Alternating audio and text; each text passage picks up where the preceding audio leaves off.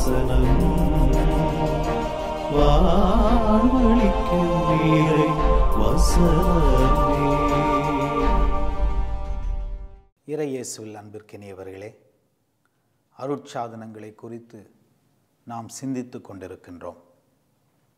அருட்சாதனங்களிலே தூய ஆவியின் கொடைகளை உச்ச நிலையில் பெற்றுக்கொள்ளுகின்ற அருட்சாதனமாக இருப்பது நாம் தூய ஆவியை சிறப்பான விதத்தில் பெற்றுக்கொள்ளுகின்ற உறுதி பூசுதல் என்னும் அருட்சாதனமாகும். தூய ஆவியின் கொடைகளை பெற்றுக்கொள்ளுகின்ற உச்சநிலை அனுபவம் என்று நான் சொல்வதற்கு காரணம் இருக்கின்றது. அருட்சாதனங்கள் அனைத்துமே தூய ஆவியையே நமக்கு தருகின்றன, தூய ஆவியின் செயல்பாட்டையே நமக்கு உணர்த்துகின்றன. ஆம் அன்புக்குரியவர்களே, நாம் அனைவரும் தூய ஆவியின் மக்களாய் இருக்கின்றோம்.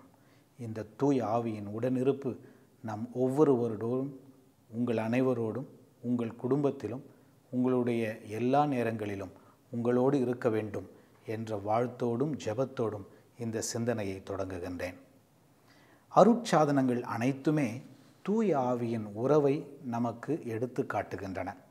தூய ஆவி நம்முடைய வாழ்விலே, நம்முடைய உள்ளத்திலே நம்மோடு என்றுமே உடனிருக்கின்றார் என்ற விசுவாசத்தை ஆழப்படுத்துகின்றன.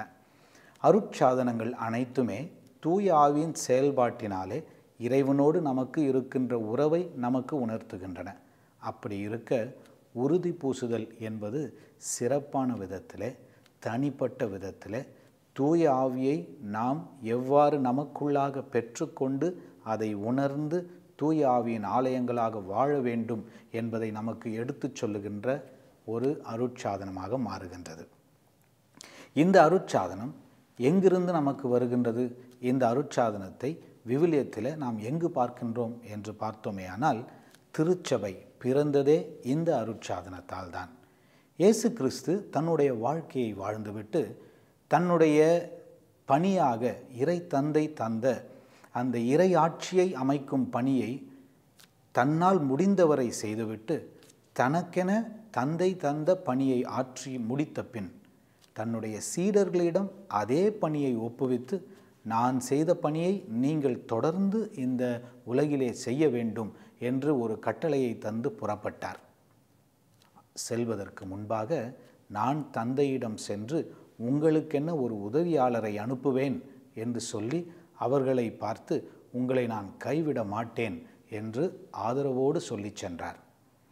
அவ்வாறு அவர் சென்று அனுப்பிய உதவியாளர் அந்த சீடர்கள் தங்களுடைய பணியை உணர்ந்து கொண்டு அந்த பணியை வாழத் தொடங்குவதற்கு மன உறுதியை தந்தார்கள். உறுதியை அவர்களுக்கு தந்ததால் உறுதி பூசுதலின் அனுபவத்தை அந்த சீடர்கள் அன்று பெற்றார்கள். அது எங்கு காண்கின்றோம்? திருத்தூதர் பணி 2ஆம் அதிகாரம் 4ஆம் வசனத்தில். அந்த 2ஆம் அதிகாரத்தினுடைய தொடக்கத்திலிருந்தே நாம் படித்தோமே ஆனால் அங்கு நடந்த அந்த நிகழ்வு நமக்கு மிக அழகாக தெரிகின்றது. பெந்தகோஸ்து என்னும் நாள் வந்தபோது அவர்கள் எல்லாரும் ஒரே இடத்தில் கூடியிருந்தார்கள். திடீரென்று கொடும் காற்று வீசுவது போன்று ஓர் இரைச்சல் வானத்திலிருந்து உண்டாகி அவர்கள் அமர்ந்திருந்த வீடு முழுவதும் ஒலித்தது. மேலும் நெருப்பு போன்ற பிளவு பெற்ற நாவுகள் ஒவ்வொருவர் மீதும் வந்து அமர்ந்ததை அவர்கள் கண்டார்கள். அவர்கள் அனைவரும் தூய ஆவியால் ஆட்கொள்ளப்பட்டனர். தூய ஆவியின் தூண்டுதலால் அவர்கள் ஒவ்வொருவரும் வெவ்வேறான மொழிகளில் பேசத் தொடங்கினார்கள். இது தூய ஆவி சீடர்கள் மீதும் மரியன்னை மீதும் இறங்கி வந்த அந்த நிகழ்வை நமக்கு மிக அழகாக எடுத்துச் சொல்லுகின்றது. இதுவே திருச்சபையின் பிறந்த நாள் என்று நாம் குறிப்பிடுகின்றோம். ஏனெனில் கிறிஸ்து வாழ்ந்தவரை அவர் எந்த ஒரு சபையையும் நிறுவவில்லை, எந்த ஒரு குழுவையும் அவர் ஏற்படுத்தவில்லை. ஆனால் தன்னோடு இருந்த சீடர்கள், சீடர்களோடு இருந்த மக்கள், தன்னை சுற்றி வந்த அனைத்து விசுவாசிகள், இவர்கள் அனைவரையும் ஒன்று சேர்த்து தன்னுடைய நண்பர்களாக, தன்னோடு இருக்கின்ற குழுவாக உருவாக்கி கொண்டே வந்தார். அவர் இந்த உலகை விட்டு தன்னுடைய தந்தையிடம் திரும்பச் செல்லும்போது இந்த குழுவை பார்த்து, நீங்கள் என்னுடைய சீடர்களாய் இருப்பீர்கள், உலகெங்கும் போய் நான் உங்களுக்கு அறிவித்த நற்செய்தியை நீங்களும் அறிவியுங்கள், தந்தை என்னை அனுப்பினது போல நான் உங்களை அனுப்புகிறேன் என்றெல்லாம் கூறி அந்த குழுவை, அந்த மனிதர்களை, அந்த பிரிவுபட்ட மனிதர்களை, பலதரப்பட்ட மனிதர்களை, வெவ்வேறான மனிதர்களை ஒரு குழுவாக, தன்னுடைய குழுவாக, தன்னுடைய படிப்பினையை வாழுகின்ற ஒரு குழுமமாக அவர்களை உருவாக்குகின்றார். அந்த குழுமம் திருச்சபை என்ற ஒரு அடையாளத்தை, கிறிஸ்துவை பின்பற்றுகின்றவர்கள் என்ற ஒரு அடையாளத்தை, கிறிஸ்துவின் பணியை உறுதிபட ஏற்றுக்கொண்டவர்கள் என்ற ஒரு அடையாளத்தை என்று பெற்றார்கள் என்றால் தூய ஆவியின் வருகையிலே பெறுகின்றார்கள். இதைதான் கிறிஸ்துவும் அவர்களுக்கு சொல்லி சென்றிருந்தார். நீங்கள் உங்களுக்கு சொல்லப்படும் வரை இந்த இடத்திலே இருங்கள். திருத்தூதர் பணியில் முதல் வாசகத்தில் நாம் அதை பார்க்கின்றோம், முதல் அதிகாரத்தில் நாம் அதை பார்க்கின்றோம். நீங்கள் சொல்லப்படும் வரை, உங்களுக்கு கட்டளை வரும் வரை இங்கேயே இருங்கள், இங்கிருந்து செல்ல வேண்டாம். அந்த கட்டளை என்ன? அவர்களுக்கு சொல்லப்படுகின்ற அந்த இறை சித்தம் என்ன? யார் அதை சொல்லப் போகிறார்கள்? தெள்ளத் தெளிவாக 2ஆம் அதிகாரத்தில் நாம் பார்க்கின்றோம். தூய ஆவி அவர்கள் மீது வந்து இறங்கி அவர்களை நிரப்பி அவர்களை உறுதிப்படுத்தி அவர்களை ஒரு குழுவாக, திருச்சபையாக உருவாக்குகின்றார். திருச்சபையாக உருவாகிய அவர்கள் அனைவருக்கும் இறை இயேசுவின் நற்செய்தியை பகிர்ந்தளிக்கச் செல்கின்றார்கள். அவ்வாறு செல்லும்போது ஒவ்வொருவருடைய மொழியிலும் அவரவர் கேட்கும்படியாக வெவ்வேறு மொழிகளிலே ஒரே மொழி தெரிந்து அவர்கள் பேசுகின்றார்கள். இது எதை குறிக்கின்றது என்று சொன்னால், தூய ஆவியின் வருகை நம்மை எந்த அளவுக்கு வலுவுள்ளவர்களாக, எந்த அளவுக்கு உறுதிப்பாடு உள்ளவர்களாக, எந்த அளவுக்கு அவருடைய கொடைகளை நிரம்ப பெற்றவர்களாக மாற்றுகின்றது என்பதை நமக்கு குறித்து காட்டுகின்றது. இதைதான் நாம் உறுதி பூசுதல் என்னும் அருட்சாதனத்தில் அனுபவிக்க வேண்டும் என்று திருச்சபை நம்மை அழைக்கின்றது. அன்று இயேசு கிறிஸ்துவினுடைய சித்தத்தினாலே, அன்று இறை தந்தையினுடைய திருவுளத்தினாலே தூய ஆவி சீடர்களையும் மரியன்னையும் நிரப்பியது போலவே நம் ஒவ்வொருவரையும் இன்று நிரப்ப வேண்டும். நம் ஒவ்வொருவரையும் இந்த தூய ஆவி ஆட்கொள்ள வேண்டும். இந்த தூய ஆவியினுடைய அந்த கொடைகளால் நாம் நிரப்பப்பட வேண்டும். அவ்வாறு நிரப்பப்படுவதால் நாம் உண்மையாகவே கிறிஸ்துவின் சீடர்களாய், சீடத்திகளாய் மாற வேண்டும் என்ற அழைப்பை திருச்சபை நமக்கு முன்வைக்கின்றது. இந்த அழைப்போடு சேர்த்து ஒரு சவாலும் இருக்கின்றது. நாம் தூய ஆவியின் கொடைகளால் நிரப்ப பெற்றவர்களாய், நாம் தூய ஆவியினுடைய வல்லமையினாலே நிரப்ப பெற்றவர்களாய், தூய ஆவியின் கருவிகளாய் செயல்பட வேண்டும். நம்முடைய வாழ்க்கை உறுதி பூசுதல் என்னும் அருட்சாதனத்திற்கு முன்பும் உறுதி பூசுதல் என்னும் அருட்சாதனத்துக்கு பின்பும் முற்றிலும் மாறுபட்டதாய் இருக்க வேண்டும். எப்படி அந்த சீடர்கள் பயமுற்றவர்களாய், யூதர்களுக்கு அஞ்சி ஒரு சின்ன ஒரு அறையிலே ஒடுங்கி கிடந்தார்களோ, அங்கிருந்து தூய ஆவியினுடைய வல்லமையினால அந்த அறையிலிருந்து வந்து உலகின் எல்லை, கடை எல்லை வரை அவர்கள் சென்றார்களோ, அதுபோலவே நாமும் கூட நம்முடைய வாழ்விலே சிறுவர்களாய், சிறுமியர்களாய், ஏதும் அறியாதவர்களாய், வெறும் உலகளாவிய அறிவை மட்டும் பெற்றவர்களாய் இருந்துவிட்டால் போதாது. தூய ஆவியின் வல்லமையினால், தூய ஆவியின் வரவினால், தூய ஆவி நம்மை நிரப்புவதனால் நாம் உண்மையான தூய ஆவியின் வரங்களால் நிரப்ப பெற்று அந்த தூய ஆவியினுடைய வல்லமையால், உதவியால் நற்செய்தியை உலகெங்கும் கொண்டு செல்ல வேண்டும் என்று நமக்கு தரப்படுவதுதான் உறுதி பூசுதல் என்னும் இந்த அருட்சாதனம். அன்புக்குரியவர்களே, பல வேளைகளிலே நம்முடைய குடும்பங்களிலே நற்கருணை அருட்சாதனத்தை மிக கோலாகலமாக கொண்டாடுகின்றோம். நம்முடைய பிள்ளைகள் முதல் நற்கருணையை பெறும்போது அதை பெரிய திருமணம் போன்ற ஒரு விழாவாக நாம் கொண்டாடுகின்றோம். ஊரை அழைக்கின்றோம், நம்முடைய நண்பர்களை அழைக்கின்றோம், நம்முடைய பங்கு கோவில்கள் எல்லாம் மிக விழா கொண்டாட்டத்தை போல அலங்கரிக்கப்படுகின்றது. அவ்வளவும் நாம் செய்கின்றோம். மகிழ்ச்சி, அது நமக்கு உண்மையிலே மகிழ்ச்சி தரக்கூடிய ஒரு நாள். அதற்கு இணையாக, அதைவிட மேலாக இயேசு கிறிஸ்துவை உள் பெற்றிருக்கின்ற நாம் அதை உணர, அதை மற்றவர்களோடு பகிர்ந்து தர நமக்கு அழைப்பு விடுக்கின்ற ஒரு அருட்சாதனம் உறுதி பூசுதல். ஒரு சில நேரங்களில் சற்றே நம்மை சோகத்தில் ஆழ்த்துவது என்னவென்றால், இந்த உறுதி பூசுதல் சாதாரண ஒரு சடங்காக மாறிவிடுகின்றது.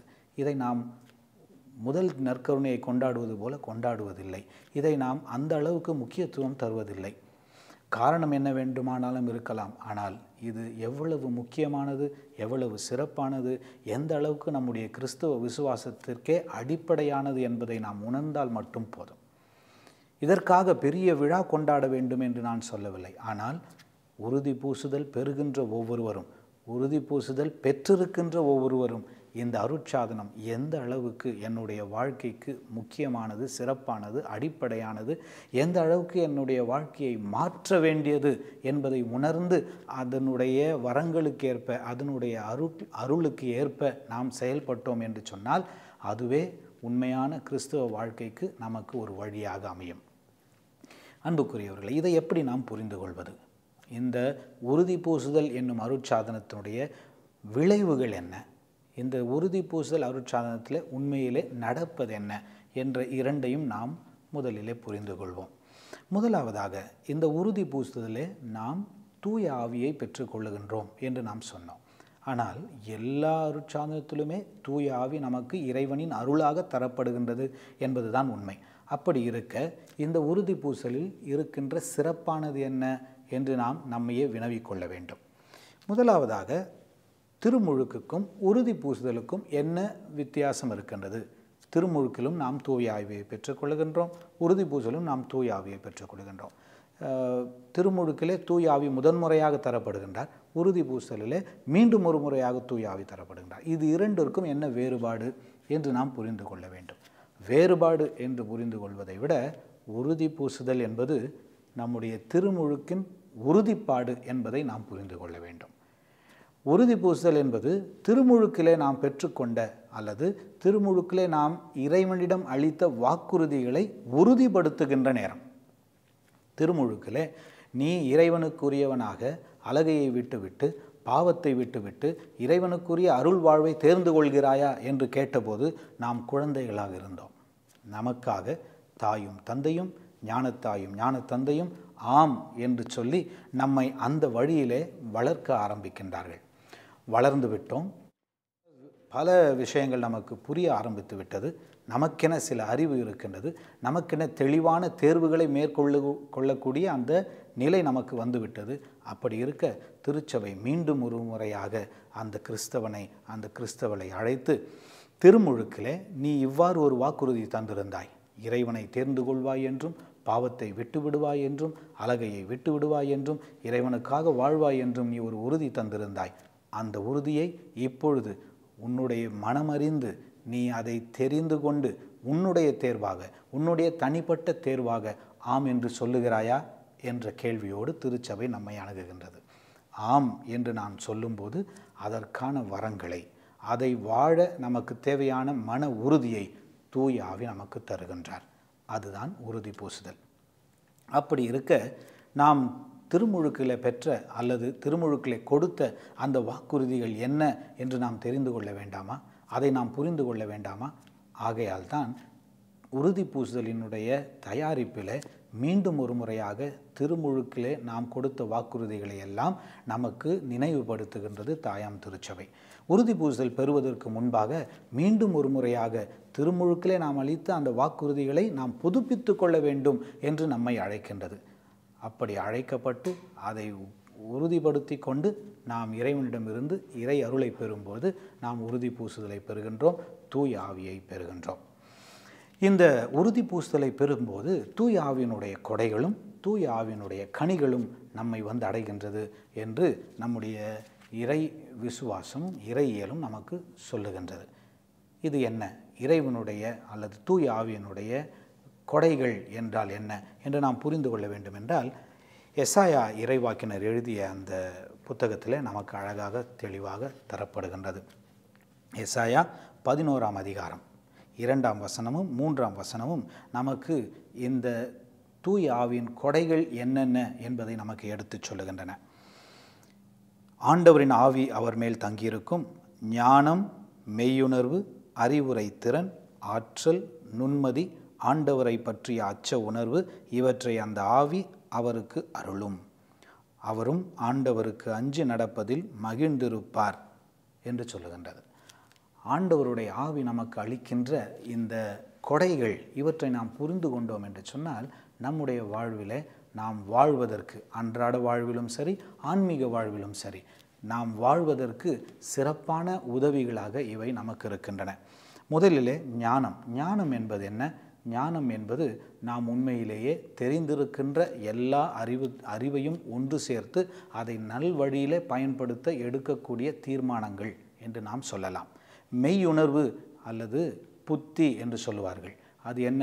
நாம் தெரிந்து கொண்டிருக்கின்ற அறிவை நாம் உண்மையிலேயே தெளிவாக புரிந்து கொண்டு அவற்றை நம்முடைய வாழ்க்கையினுடைய நல்ல வழியிலே செல்வதற்கு நாம் பயன்படுத்துகின்ற திறன். அறிவுரை திறன் என்பது நாம் மட்டும் நல்வழியில் செல்லாமல் அடுத்தவரையும் நல்வழியில் செல்ல அழைக்கின்ற ஒரு திறன். ஆற்றல் என்பது எதையும் நாம் மன தைரியத்தோடு மன உறுதியோடு எடுத்து செய்கின்ற அந்த மனதிடத்தை பெற்றிருக்கின்ற ஒரு நிலை. நுண்மதி என்பது அறிந்து கொண்டிருக்கின்ற ஒன்றை ஆய்ந்து அறிந்து அதிலே தரப்படுகின்ற உண்மையான அறிவையும் தெளிவாக உள்ளத்திலே கொள்வது என்று பொருள். ஆண்டவரோடு இருக்கின்ற, ஆண்டவரிலே இணைந்திருக்கின்ற பக்தி, ஆண்டவரை குறித்த ஒரு அச்சம், இது இரண்டுமே கூட தூய ஆவி நமக்கு தருகின்ற ஒரு அருமையான கொடை. இந்த கொடைகள் நம்மிடம் நிரம்பி இருந்தால் நம்மை பார்க்கின்றவர்கள் நம்மிலே ஒரு வித்தியாசத்தை பார்ப்பார்கள். இந்த ஆவியினுடைய கொடைகளினால் நிரம்பியவர்களை பார்க்கும்போதே இவர்கள் சிறப்பானவர்கள், இவர்கள் வல்லமை பெற்றவர்கள், இவர்கள் தெளிவானவர்கள், இவர்கள் பலவற்றையும் அறிந்திருக்கின்றார்கள் என்ற ஒரு நிலை நமக்குள்ளாக வரும். அன்புக்குரியவர்களை, இதைத்தான் நாம் சீடர்களிடம் பார்க்கின்றோம். தூய ஆவியினாலே நிரப்பப்பட்ட போது அந்த சீடர்கள் பயத்தோடு இருந்தார்கள். தூய ஆவியினாலே நிரப்பப்படுவதற்கு முன்பாக அந்த சீடர்கள் பல அறிவுகளை பெற்றவர்களாக இல்லை. அதிலே பலரும் வெறும் மீனவர்களாக இருந்தார்கள். பலரும் சாதாரண ஒரு குடும்பத்திலிருந்து, சாதாரண ஒரு பின்புலத்திலிருந்து வந்தவர்களாக இருந்தார்கள். ஆனால் தூய ஆவி அவர்கள் மேல் இறங்கிய பின், தூய ஆவி அவர்களை நிரப்பிய பின், அவர்கள் அந்த அறையிலிருந்து வெளிவந்தபோது பல மொழிகளிலே பேசினார்கள். அங்கு கூடியிருந்த பலரும் அவரவருடைய மொழிகளிலே இதை கேட்டார்கள். அறிவும் ஞானமும் மெய்யுணர்வும் புத்தியும் விமரிசை அனைத்தும் இங்கு இணைந்திருப்பதை நாம் பார்க்கின்றோம். இது எப்படி முடிந்தது? தூய ஆவி அவர்களுக்கு அந்த வல்லமையை தந்தார். தூய ஆவி அவர்களுக்கு அந்த ஆற்றலை தந்தார்.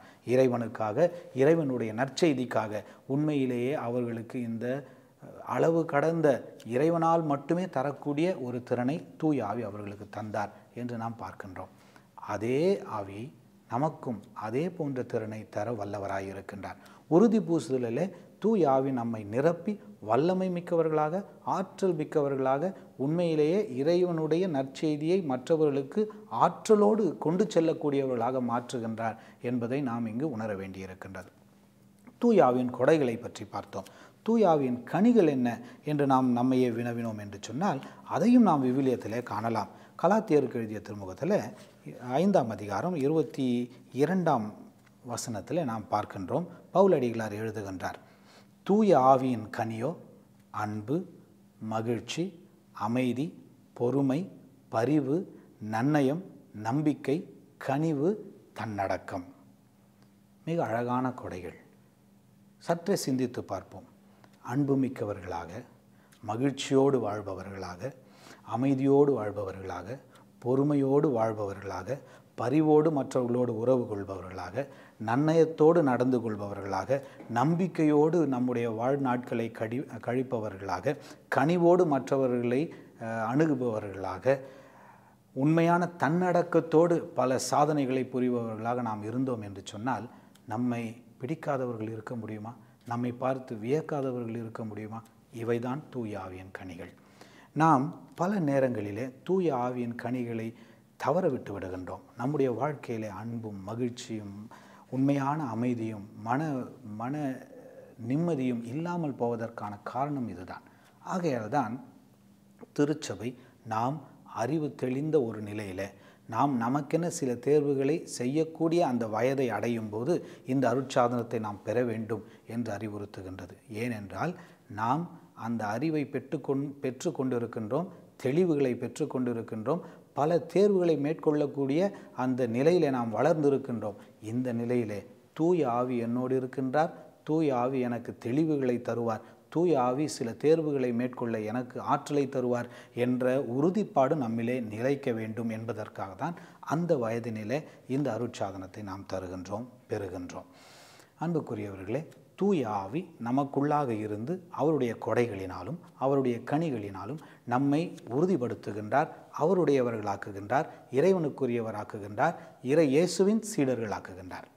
இப்படி மாறுகின்ற நாம் நம்முடைய அந்த அருட்சாதனத்தை பெற்றுக்கொண்ட அந்த வாழ்க்கையில் எதை முன்னிறுத்தி வாழ வேண்டும், இந்த அருட்சாதனத்தின் வழியாக நமக்குள்ளாக ஏற்படுகின்ற விளைவுகள் என்று எதை நாம் நமக்குள்ளாக தெளிவாக பதிந்து கொள்ள வேண்டும் என்று சிந்தித்து பார்ப்போம்.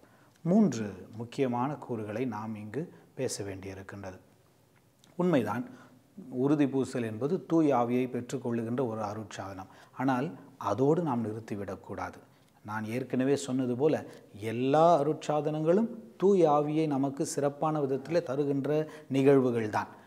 இருப்பினும் இந்த உறுதி பூசல் என்பது தூய ஆவியினுடைய கொடைகளையும் கனிகளையும் நமக்கு சிறப்பான விதத்தில் தருவதாக இருப்பதனால இந்த உறுதி பூசல் என்னும் அருட்சாதனத்தில் தூய ஆவியை நாம் முதலிலே முன்னிறுத்த வேண்டியிருக்கின்றது.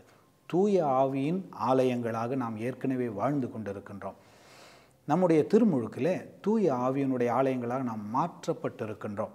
தூய ஆவியினுடைய ஆலயங்களாக கட்டி எழுப்பப்பட்டு கொண்டிருக்கின்றோம்.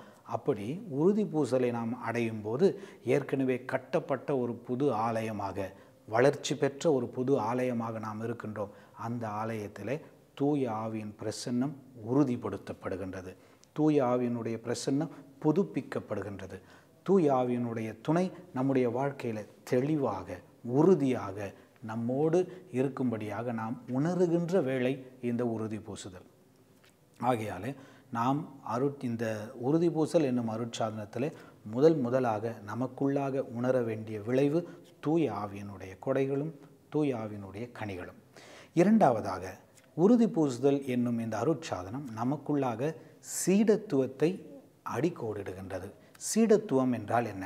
இயேசு கிறிஸ்துவின் சீடர்களாய், இயேசு கிறிஸ்து சொல்வதை செய்கின்றவர்களாய், இயேசு கிறிஸ்துவின் படிப்பினைகளை உள்வாங்கி கீழ்ப்படிபவர்களாய் நாம் வாழ வேண்டும்.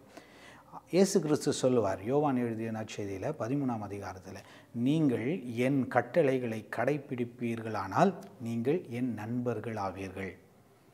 இயேசு கிறிஸ்துவின் கட்டளைகளை நாம் கீழ்ப்படியும் போது நாம் அவருடைய நண்பர்களாகின்றோம். அவருடைய கட்டளைகளை நாம் கீழ்ப்படியும் போது அவருடைய சீடர்களாகின்றோம். அப்படி இயேசு கிறிஸ்துவின் கட்டளைகளை நாம் கீழ்ப்படிய வேண்டும், கேட்க வேண்டும், அதன்படி வாழ வேண்டும் என்ற அழைப்பையும் சவாலையும் தருவது இந்த அருட்சாதனம்.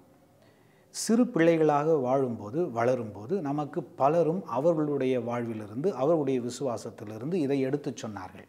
நாம் சிறு பிள்ளைகளாக இருக்கும்போது நம்முடைய தந்தையும் தாயும், நம்முடைய ஞானத்தந்தையும் ஞான பெற்றோரும், நம்முடைய உடன் இருப்பவர்களும், நம்முடைய பெரியவர்களும் பெற்றோர்களும் எல்லாருமாக சேர்ந்து நீ இப்படித்தான் வாழ வேண்டும், நீ இப்படி வாழக்கூடாது, இதை செய்ய வேண்டும், இதை செய்யக்கூடாது என்று பலவற்றை நமக்கு சொல்லிக் கொடுத்தார்கள். அது நாம் சிறு பிள்ளைகளாக இருக்கும்போது. இப்பொழுது உறுதி பூசுதலில் நாம் சிறு பிள்ளைகளாக மட்டுமில்லை, நம்முடைய வாழ்க்கையினுடைய தெளிவுகளை, வாழ்க்கையில் நாம் செய்ய வேண்டிய தேர்வுகளை நாமாக செய்யக்கூடிய அந்த வயதின் முதிர்ச்சியை அடைந்துவிட்ட நிலை. ஆகையால் இப்பொழுது இயேசு கிறிஸ்துவின் படிப்பினைகள் என்ன என்பதை நானே உணர்ந்து அதை என்னுடைய வாழ்க்கையில் கடைபிடிக்க தயாராக இருக்கின்றேன் என்று நான் எனக்குள்ளாக ஏற்றுக்கொள்ளுகின்ற ஒரு நிலைதான் உறுதி பூசுதல். தூய ஆவியின் கொடைகளும் கனிகளும், இயேசு கிறிஸ்துவின் சீடத்துவம். மூன்றாவதாக, இயேசு கிறிஸ்துவின் சீடர்களாக மட்டும் நாம் இருந்துவிட்டால் போதாது, ஆனால் இயேசு கிறிஸ்து அனுப்பிய அப்போஸ்தலர்களாக நாம் மாற வேண்டும். அப்போஸ்தலர்கள் என்ற வார்த்தைக்கே பொருள் என்னவென்றால் அனுப்பப்பட்டவர்கள். என் தந்தை என்னை அனுப்பினது போல நான் உங்களை அனுப்புகிறேன் என்று சொல்லி சீடர்களை கிறிஸ்து அனுப்புகின்றார். உலகின் கடை எல்லை வரை நற்செய்தியை எடுத்துச் செல்லுங்கள். அதே கட்டளையோடு உறுதி பூசுதலில் நாம் ஒவ்வொருவரும் சீடர்கள் என்ற நிலையிலிருந்து வளர்ந்து அப்போஸ்தலர்கள் என்ற நிலையை அடைகின்றோம். நாம் அப்போஸ்தலர்களாக மாறுகின்றோம், அனுப்பப்பட்டவர்களாக மாறுகின்றோம், சாட்சியங்களாக மாறுகின்றோம். நான் இயேசு கிறிஸ்துவின் படிப்பினைகளை வாழ்கின்றேன் என்ற ஒரு நிலை மட்டும் அல்லாது அதை மற்றவர்கள் முன்னிலையிலே வாழ்கின்றேன் என்று சொல்லக்கூடிய நிலைக்கு நாம் உயர வேண்டும், வளர வேண்டும் என்று திருச்சபை நம்மை அழைக்கின்றது. என்னை பார்க்கின்றவர்கள், என்னுடைய விசுவாசத்தை அறியாதவர்கள் அல்லது என்னுடைய விசுவாசத்திற்கு மாறான விசுவாசம் கொண்டவர்கள், இவர்களும் கூட என்னிலே கிறிஸ்துவ வாழ்க்கையை பார்க்கும்படியாக நான் வாழ்கின்றேன் என்ற அந்த ஒரு நிலையை நான் அடைய வேண்டும். இறைவனுடைய நற்செய்தியை நான் என்னுடைய வாழ்க்கையினாலே, என்னுடைய வார்த்தையினாலே அறிவிக்க வேண்டும் என்ற ஒரு பெரிய அழைப்பை இந்த அருட்சாதனம் நமக்கு தருகின்றது. ஆகையால் தூய ஆவியினுடைய கொடைகளும் கனிகளும் மட்டும் பெற்றுக்கொள்கின்றோம் என்ற நிலையோடு நிறுத்திவிடாமல் அந்த கொடைகளால் கனிகளால் இயேசு கிறிஸ்துவின் சீடர்களாய் மாறி அந்த சீடர்களாய் இருந்து நாம் அப்போஸ்தலராய் மாற அழைக்கப்பட்டிருக்கின்றோம் என்ற அழைப்பையும் சவாலையும் நாம் ஏற்றுக்கொள்ளும் போது உறுதி பூசுதல் என்பது நம்முடைய கிறிஸ்துவ வாழ்க்கையின் ஒரு அடிப்படையான அழகான அதை உறுதிப்படுத்துகின்ற ஒரு நிகழ்வாக மாறுகின்றது. நம்முடைய கிறிஸ்துவ வாழ்வு நாம் உண்மையிலேயே நம்முடைய தனிப்பட்ட வாழ்விலும் மற்றவர்களோடு பகிர்ந்து வாழுகின்ற பொது வாழ்விலும் கிறிஸ்துவை முன்னிறுத்தி வாழுகின்ற வாழ்வு என்பதை தூய ஆவியிலே நாம் அறிந்து கொண்டு இறை தந்தையின் பிள்ளைகளாக கிறிஸ்துவ நற்செய்தியை அறிவிக்க மன உறுதி கொண்டவர்களாக வாழ நம்மை அழைக்கின்ற அருட்சாதனம் உறுதி பூசுதல். அன்புக்குரியவர்களே, ஒரு வயதிற்கு பிறகு நாம் அனைவருமே உறுதி பூசலை பெற்றுவிட்டோம். ஆனால் அதன் விளைவுகளை உள்ளார உணர்ந்திருக்கின்றோமா? தூய ஆவியின் கொடைகளையும் கனிகளையும் உணர்ந்திருக்கின்றோமா? தூய ஆவியினுடைய கொடைகளால் கனிகளால் நாம் உண்மையிலே சீடர்களாக அப்போஸ்தலர்களாக வாழ வேண்டும் என்று உணர்ந்திருக்கின்றோமா? அப்படி உணர்ந்து வாழ ஜெபிப்போமா? எங்கள் தாயும் தந்தையுமான இறைவா, இந்த சிந்தனையை கேட்டுக்கொண்டிருக்கின்ற ஒவ்வொரு கிறிஸ்தவனையும் கிறிஸ்தவளையும் உம்முடைய பாதத்திலே சமர்ப்பிக்கின்றோம். உம்முடைய தூய ஆவியை தந்து எங்கள் ஒவ்வொருவரையும் உம்முடைய பிள்ளைகளாக உம் திருமகனின் சீடர்களாக அப்போஸ்தலர்களாக வாழ எங்களை அழைக்கின்றீர். நாங்கள் ஒவ்வொருவரும் உண்மையாகவே தூய ஆவியின் கொடைகளையும் கனிகளையும் பெற்றவர்களாக அந்த தூய ஆவியின் ஆலயங்களாக இயேசு கிறிஸ்துவின் நற்செய்தியை எங்கள் உள்ளத்திலே வைத்து அதை மற்றவர்களோடு பகிர்ந்து தருகின்ற மன தைரியத்தோடும் வாழ்க்கை சாட்சியத்தோடும் வாழ எங்களுக்கு வரம் தாரும். எங்கள் ஆண்டவராகிய கிறிஸ்து வழியாக உம்மை மன்றாடுகின்றோம். ஆமென்.